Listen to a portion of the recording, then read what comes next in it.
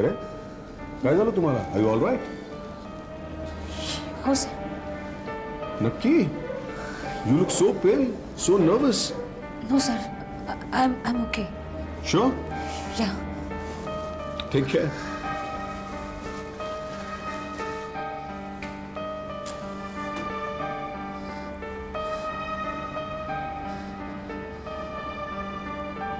काय झालं? बरं वाटत नाही का?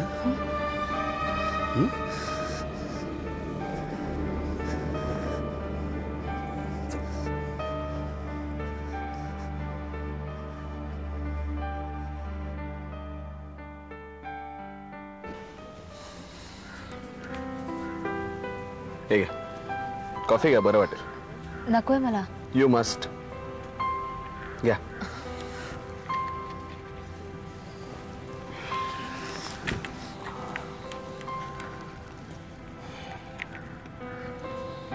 मगाशी तुम्हाला ऑपरेशन थिएटरच्या इथे चक्कर आली. ऑपरेशन बघून. पण असं होतं पहिल्यांदा. तुम्ही एवढं मनाला लावून घेऊ नका. घ्या ना कॉफी.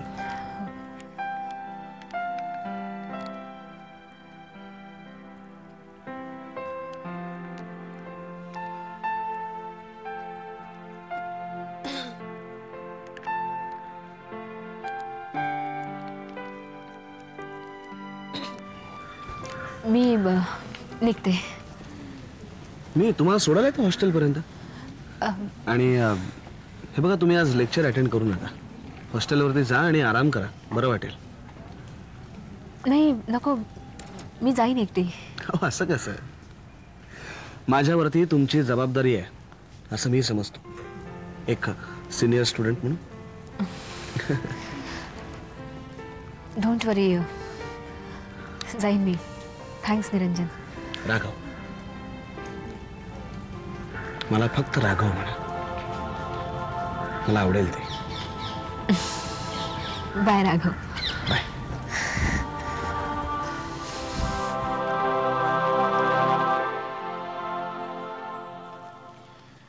अहो बाबा, निदान तुम्ही कळवायचं तरी. का न कळवता येऊ नये की काय भेटायला? असं मी कुठे म्हणाले का? अरे बाबा, ही माझी मैत्रीण निर्मला. हॅलो. Okay, continue. बरं, काय अभ्यास ठीक चालू आहे ना तुझा बेटा? अभ्यास ना आत्ताच सुरू केलाय. आत्ता? का बा? काही नाही बाबा, आमच्या कॉलेजमध्ये ना सर आहे, ते खूप खूप चांगले शिकवतात. अच्छा, कोण ग? डॉक्टर ऋषिकेश अधिकारी. आणि बाबा, तुमच्याबद्दल ते खूप चांगलं बोलले. अच्छा. बाबा, सर ना खूप खूप वेगळे आहेत तो इतरांपेक्षा. असं? त्यांना कधी जायचं भेटायला आपण? तू म्हणशील तेव्हा. बाबा, तुम्ही त्यांना भेटाल ना, खरंच खरंच तुम्हाला खूप बरं वाटेल. ते इतके वेगळे आहेत, म्हणून सांगू, इतके वेगळे आहेत. सुरुवातीला मला वाटलं होतं की ते आत्मकेंद्रित आहेत, पण नाही. त्यांना जेव्हा मी एकदा भेटले ना, माय गॉड, मला कळलंच नाही.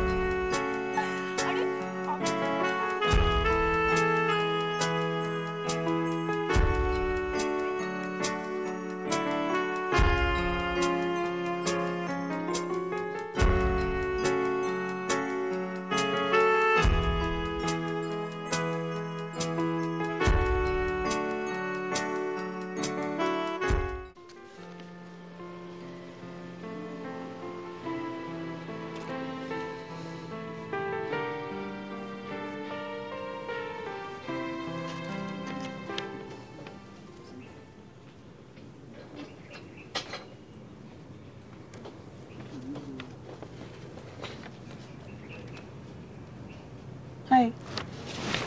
हाय. कुठे कुठे शोधलं मी तुला? इथे बसलीस होय? काय करतेस? काही नाही, पत्र वाचत होते.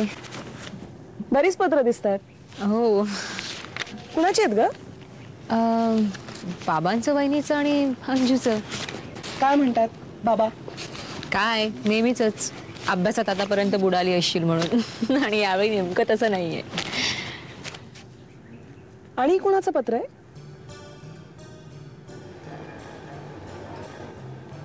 आणखी कुणाचं?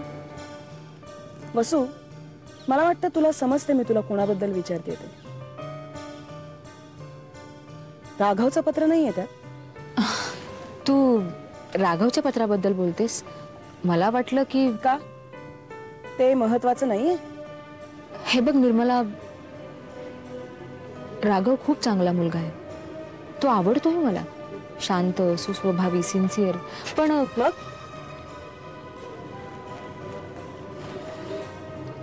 तसं काही नाहीये. तसं म्हणजे? तसं म्हणजे मला राघवच्या फिलिंग समजतात, पण तुमच्या अपेक्षेप्रमाणे मी त्याला प्रतिसाद नाही देऊ शकत. हे बघ, माझ्याबद्दल त्याला जे वाटतं ते त्याच्याबद्दल मला नाही वाटत. इनफॅक्ट परवा आम्ही डॉक्टर अधिकारींच्या लेक्चर नंतर डॉक्टर अधिकारी?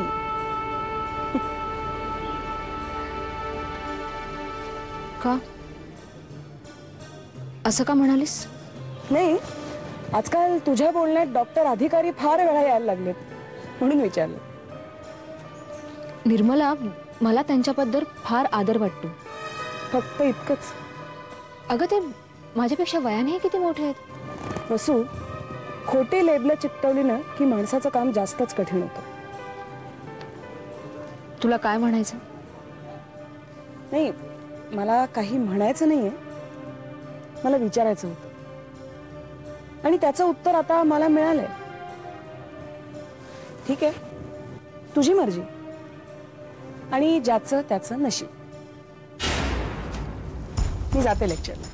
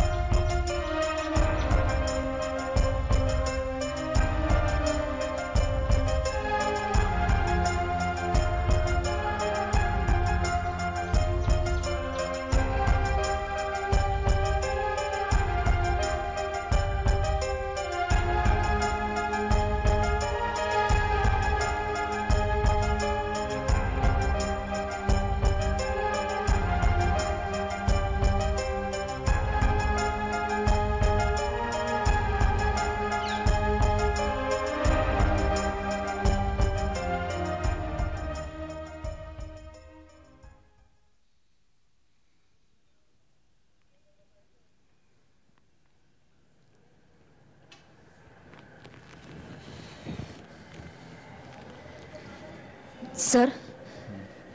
अरे तुम्ही या ना, या बसा. काय म्हणताय? मजेत. सर, मी भुसावळला चालले. अच्छा.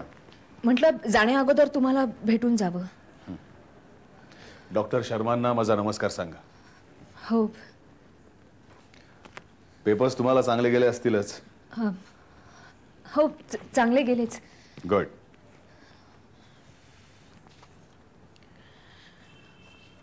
सर, मला तुमच्याशी बोलायचंय. बोला ना.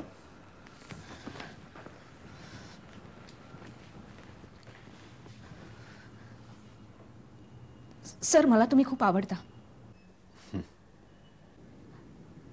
तुम्हाला वाटतं तसं नाही सर. तुम्ही सगळ्या विद्यार्थ्यांना आवडता, पण मला मला वेगळ्या अर्थाने आवडतं. सर, माझं तुमच्यावर प्रेम आहे. लग्न कराल माझ्याशी? सर, मला माहित आहे हे ऐकायला तुम्हाला खूप विचित्र वाटत असेल, पण बिलीव्ह मी सर, मी जेव्हापासून तुम्हाला पाहिले ना, एक क्षण देखील मी विसरू शकलेले नाहीये सर. खरंच मी तुमच्याशिवाय दुसऱ्या कुणाचा विचारही करू शकत नाही सर. सर, खरंच मला तुम्ही खूप खूप आवडता. मी नाही जगू शकत तुमच्याशिवाय.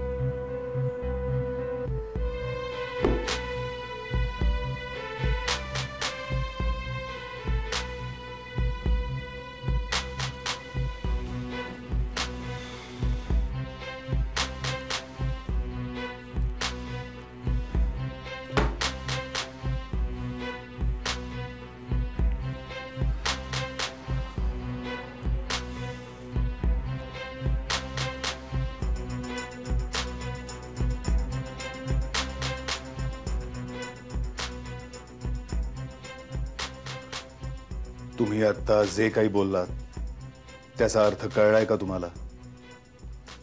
हो. माझं वय, मी तुमच्यापेक्षा 10-12 वर्षांनी मोठा आहे. मी अजूनपर्यंत लग्न केलेलं नाही याची कल्पना आहे का तुम्हाला? सर, प्रत्येकाने ठरवलेल्या रस्त्याप्रमाणे जायला हवं का? हे बघा, माझ्यासारख्या बरोबर आयुष्य काढणं, लग्न करणं माझ्या बरोबर फार कठीण गोष्ट आहे. आज तुम्हाला माझ्या इमेज बद्दल आकर्षण सर वाटतंय. प्लीज, तुम्ही जे काही बोलताय ना ते खूप चुकीचं बोलताय. मला तुमच्याबद्दल अजिबात आकर्षण वगैरे वाटत नाहीये. सर, तुम्ही मला खूप आवडता, मी प्रेम करते सर तुमच्यावर. आणि तुम्ही हे आता जे काही बोललात ना, नाही आवडलं. सॉरी.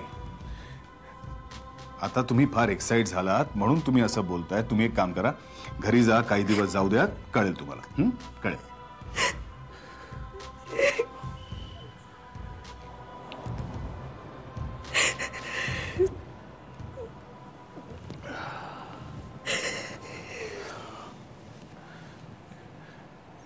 हे पहा,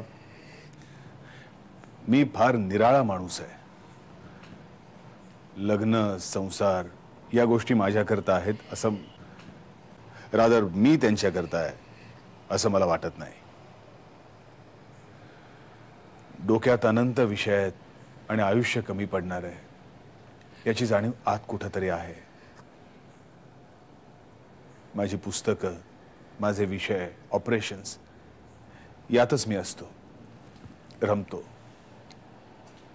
कॉलेज आणि क्वार्टर्स सोडून मी फारसा कधी कुठे जातही नाही.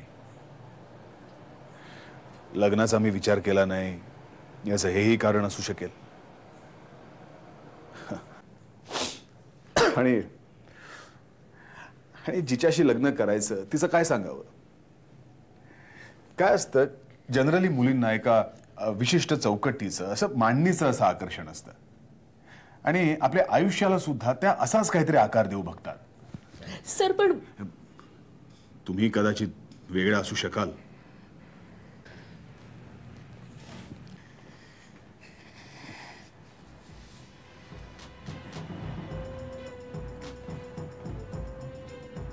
सर, तुम्ही मला मगासपासून डिवचतात, पण तुम्ही जे जगता ना त्या बाहेर जायची तुमची देखील इच्छा नाहीये. ती देखील एक प्रकारची चौकटच झाली ना.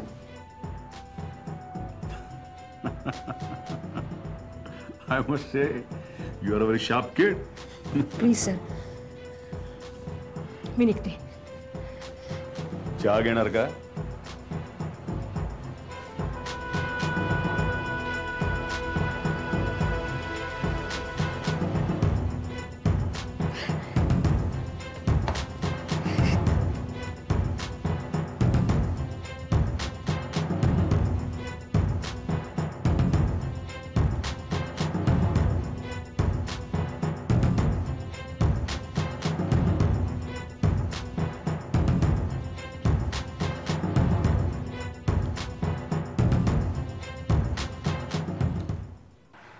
डॉक्टर ऋषिकेश अधिकारी तुम्हाला कसे वाटतात?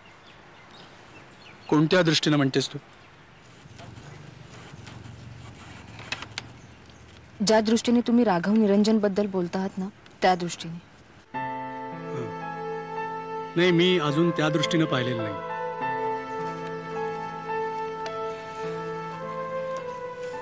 बाबा, मग आता त्या दृष्टीने बघा. मला डॉक्टर ऋषिकेश अधिकाऱ्यांशी लग्न करायचंय.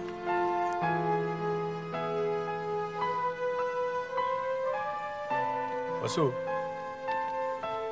डॉक्टर अधिकारींना आपलं करून घेणं किती अवघड आहे हे जाणून, म्हणजे त्यातलं तुला चॅलेंज हवंसं वाटतंय म्हणून तर तू तिकडे वळली नाहीस ना. बाबा, नाही, काय आहे, लहानपणापासून तू जरा हट्टी आहेस. हा माझा लहानपणचा हट्ट आहे का?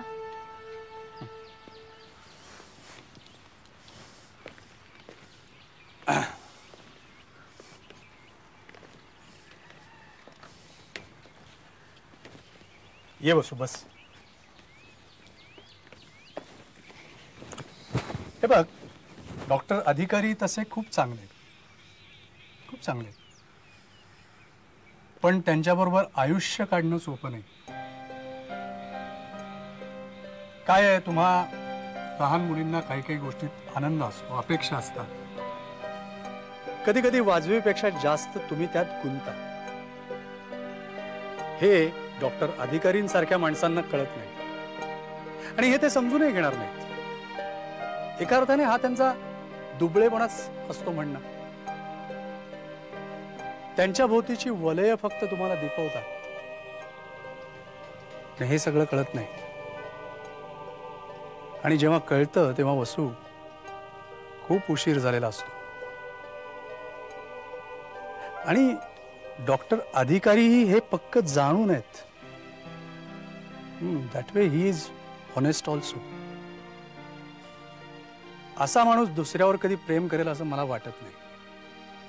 एका दृष्टीनं स्वतःवरच प्रेम असतं त्याचं. आत्मकेंद्री म्हण तर नाही वसू, हे लग्न तुला सुखाचं होणार नाही. बाबा, हा विषय आपण इथेच थांबवलेलं बरं. वसू, वसू,